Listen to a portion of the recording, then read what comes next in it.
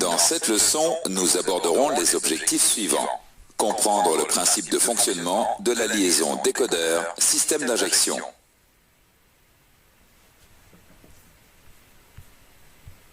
Dans le cours antidémarrage niveau 1, nous avons vu qu'un système antidémarrage est toujours constitué des éléments suivants. L'émetteur, le récepteur, le décodeur et le système d'injection. Le fonctionnement de l'émetteur, du récepteur et d'une partie du décodeur ont été traités dans le cours antidémarrage niveau 1. Cette leçon abordera le fonctionnement de la seconde partie du décodeur et de sa liaison avec le système d'injection. Vous pouvez déplacer le curseur de la souris sur les composants pour en voir différents modèles.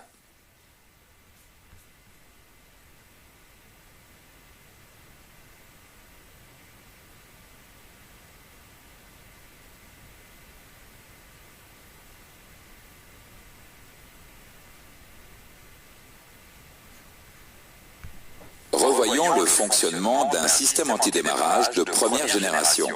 Sur la première génération, le système antidémarrage est accouplé à la commande à distance. L'émetteur contient un code et le décodeur comporte le même code en mémoire. Cliquez sur la clé pour désactiver le système. Après validation du code reçu par le décodeur, les ouvrants sont déverrouillés. Dans le même temps, le décodeur calcule un code d'autorisation à transmettre au système d'injection. Cliquez sur la clé pour démarrer le moteur. Les ouvrants étant déverrouillés, à la mise du contact, le décodeur transmet le code au système d'injection. Le système d'injection analyse ce code. Après validation, le système d'injection autorise le démarrage du moteur. Pour activer de nouveau le système antidémarrage, il faut condamner les ouvrants à l'aide de la commande à distance.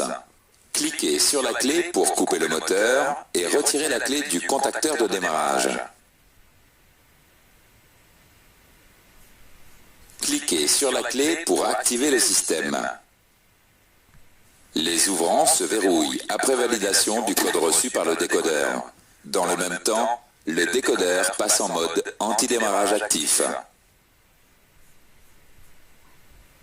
Le code d'autorisation est important dans la communication entre le décodeur et le système d'injection.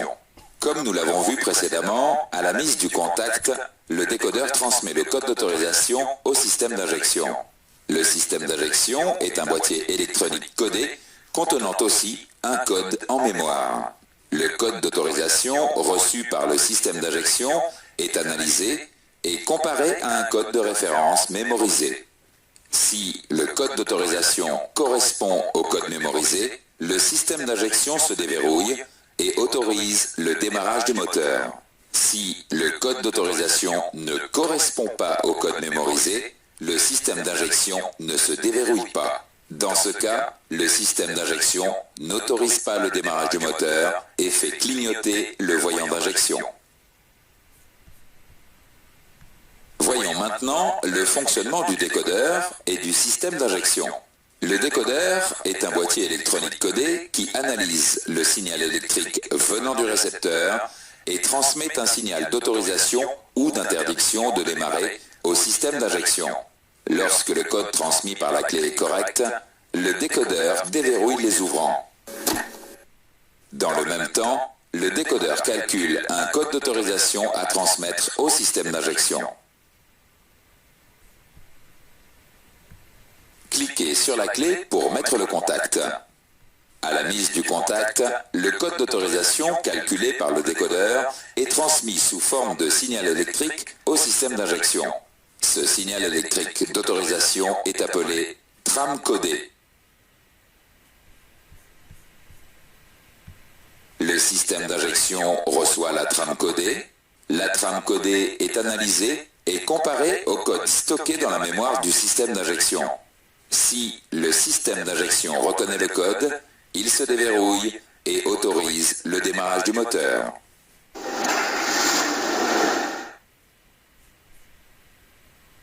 Nous allons voir ce qui se passe lors d'un défaut sur l'émetteur.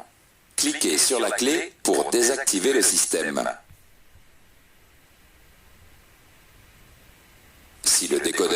reçu de code ou a reçu un code erroné, il reste en mode anti-démarrage actif et il ne calcule pas de code d'autorisation à transmettre au système d'injection.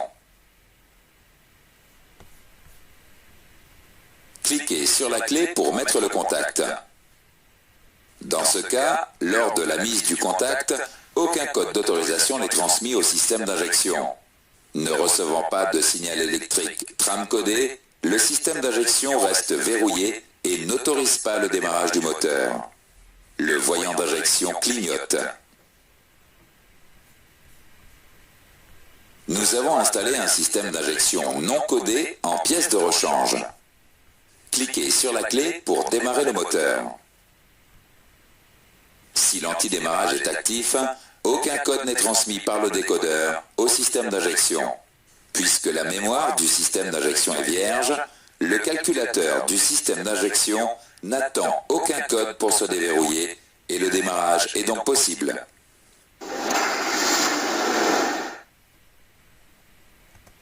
Dans ce chapitre, nous avons vu les points suivants. Il y a 4 éléments de base dans un système antidémarrage. Si l'antidémarrage est inactif, un signal d'autorisation appelé tram codé est transmis au système d'injection. Si l'antidémarrage est actif, aucun signal n'est transmis au code d'injection. Si la trame codée correspond au code stocké dans la mémoire du système d'injection, le démarrage du moteur est autorisé.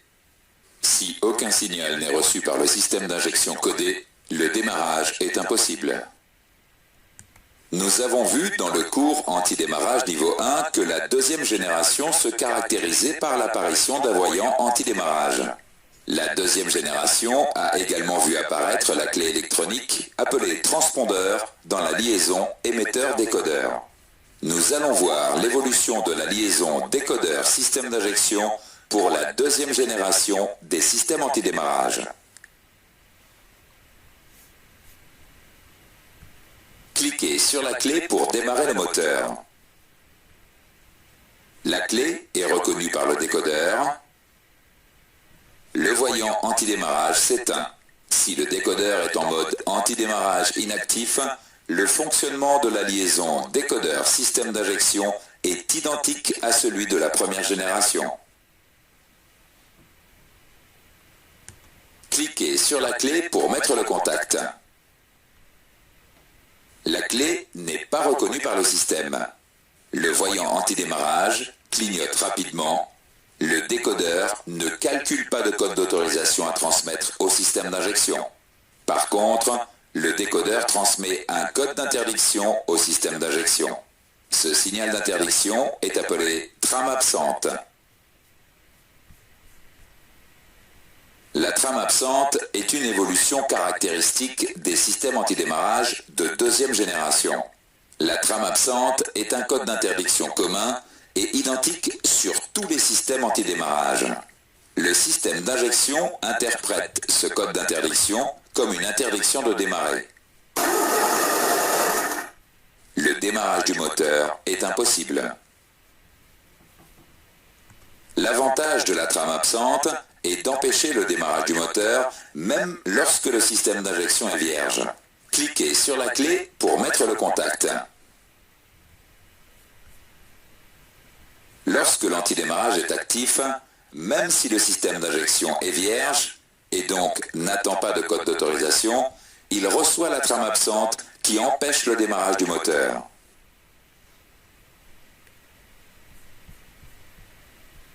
Il suffit néanmoins d'empêcher la trame absente d'arriver au système d'injection vierge pour pouvoir démarrer. La méthode recommandée lors d'un essai de système d'injection est de retirer le fusible d'alimentation du décodeur. Cliquez sur le fusible pour le déposer. Cliquez sur la clé pour démarrer le moteur.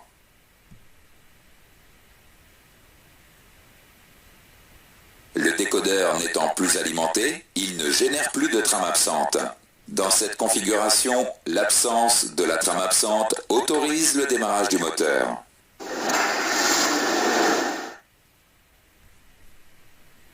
Cependant, sur les derniers systèmes antidémarrage de deuxième génération, le système d'injection doit être codé pour pouvoir fonctionner. Il n'est donc plus possible d'utiliser un système d'injection vierge pour faire des essais car, une fois codé, le code dans le système d'injection n'est plus effaçable. Il faut donc procéder à l'apprentissage d'un système d'injection neuf selon la procédure recommandée. Un exercice avant de continuer. Quelle est la signification de ces termes ?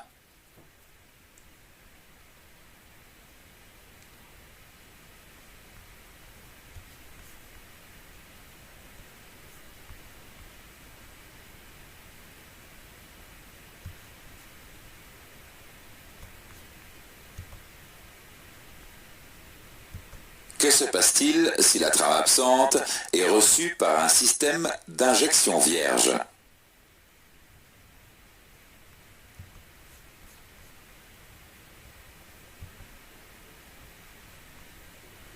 Dans ce chapitre, nous avons vu les points suivants.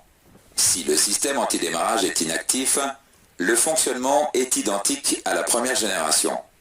Si le système antidémarrage est actif, le décodeur transmet un code d'interdiction de démarrage appelé trame absente.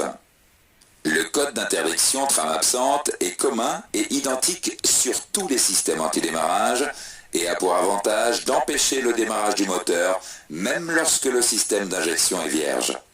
Sur les derniers systèmes antidémarrage de deuxième génération, le système d'injection doit être codé pour pouvoir fonctionner. Sur les systèmes antidémarrage de troisième génération, la fonction du décodeur est assurée par une unité centrale habitacle ou UCH. D'autre part, la communication émetteur-décodeur est cryptée. Cliquez sur la clé pour mettre le contact. À la mise du contact, le décodeur identifie le numéro de série de la clé. Puis, le décodeur transmet un challenge à la clé. Si la réponse de la clé correspond au résultat calculé par le décodeur passe en mode antidémarrage inactif. La troisième génération est caractérisée par une liaison multiplexée entre le décodeur et le système d'injection. Le système d'injection n'est plus passif dans l'autorisation de démarrage. En effet, le système d'injection demande l'autorisation de démarrage au décodeur à la mise du contact. Le système d'injection transmet un challenge au décodeur. Ce challenge s'apparente à la reconnaissance de clés cryptées. Si la réponse du décodeur correspond au résultat calculé par le système d'injection se déverrouille et autorise le démarrage du moteur. Faisons maintenant un exercice avant de continuer. Quels signaux sont transmis entre le décodeur et le système d'injection sur les différentes générations ?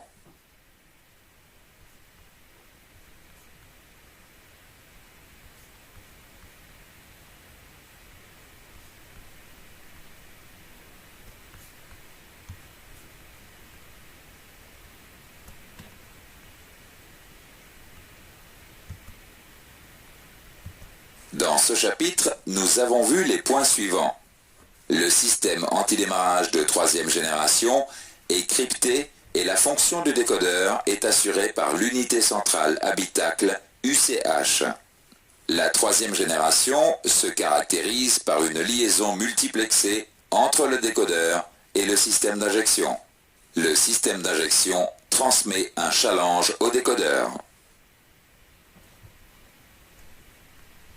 Dans cette leçon, nous avons vu les points suivants. Le fonctionnement de la liaison décodeur-système d'injection des différentes générations.